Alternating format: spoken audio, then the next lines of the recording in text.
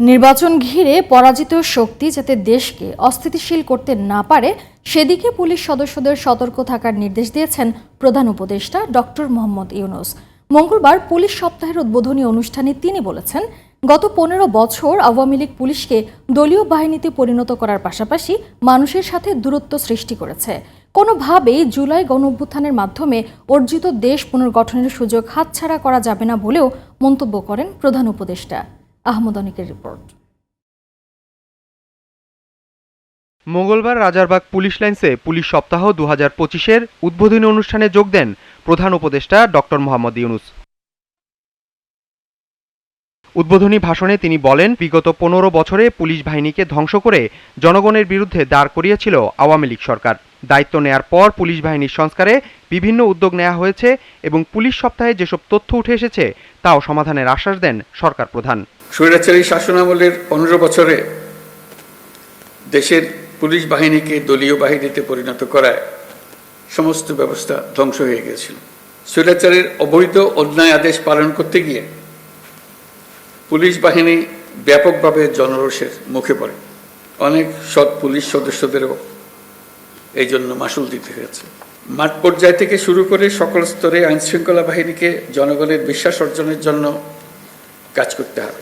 এই কাজটা আপনাদেরকেই করতে হবে, আর সরকারের দিক থেকে যা যা প্রয়োজন তা বাস্তবায়ন করা আমাদের দায়িত্ব। আমরা সে দায়িত্ব গ্রহণ করছি।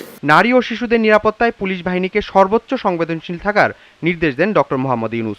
আমি আপনাদের প্রতি আহ্বান জানাই, নারী ও শিশুর নিরাপত্তায় সর্বোচ্চ সংবেদনশীল হয়ে কাজ করবেন। সকল শ্রেণী পেশার নারীরা যেন যে কোনো হয়রানির ঘটনায় পুলিশের হটলাইনে ফোন করে সর্বোচ্চ সাহায্য পায় সেটি নিশ্চিত করবেন। নির্বাচনের আগের সময়টা অনেক কঠিন উল্লেখ করে প্রধান উপদেষ্টা বলেন, পরাজিত অশুভ শক্তি যেন কোনোভাবেই ঐক্য ভাঙতে না পারে সেজন্য পুলিশকে সতর্ক থাকতে হবে। নির্বাচনের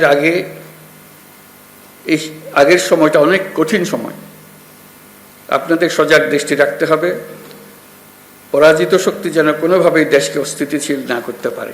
অশুভ চক্র আমাদের স্বপ্নকে, আমাদের ঐক্যকে ভেঙে দিতে সব শক্তি নিয়ে চেষ্টা করছে এবং চেষ্টা আরো কঠোরতর করবে। একে প্রতিহত করার জন্য আপনাদেরকে সবসময় সতর্ক থাকতে হবে। কোনোভাবেই জুলাই গণঅভ্যুত্থানের মাধ্যমে অর্জিত দেশ পুনর্গঠনের সুযোগ হাতছাড়া করা যাবে না বলেও মন্তব্য করেন তিনি। আমরা একটা ন্যায্যতার ভিত্তিতে গঠিত একটি বৈষম্যমুক্ত গণতান্ত্রিক বাংলাদেশ নির্মাণের স্বপ্ন দেখছি। জুলাই গণঅভ্যুত্থান আমাদের সেই সুযোগ করে দিয়েছে। এই সুযোগ হারালে আমরা পরবর্তী প্রজন্মের কাছে চিরজীবনের জন্য দায়ী থাকব। এই স্বপ্ন পূরণে আপনাদের ভূমিকা অনেক। পুলিশকে কেউ যেন ব্যবহার করতে না পারে তা নিশ্চিতে সরকারের পাশাপাশি এই বাহিনীর প্রতিটি সদস্যকে সচেতন থাকতে হবে বলে জানান ডক্টর মোহাম্মদ ইউনূস। বাংলাদেশ পুলিশ বাহিনী যেন গোটা বিশ্বে প্রশংসিত হয়। আহমদ অনিক, জিটিভি নিউজ, ঢাকা।